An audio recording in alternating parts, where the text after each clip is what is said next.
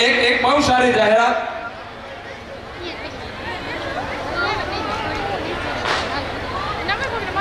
એટલે રોમાબેન બાપુ અમારો બાપુ જે હિન્દી બોલે છે ને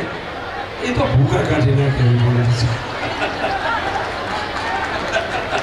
અમારા બાપુની હિન્દી તમે નહીં સાંભળી હોય અમે તો એ ના બોલીએ છીએ પણ કુંવરસિંહ ઇન્દ્રજીતસિંહજી જુવાનસિંહજી જાડેજા જુવાનસિંહનું નામ આવે એટલે મર્દ રાજપૂત નજરે તરે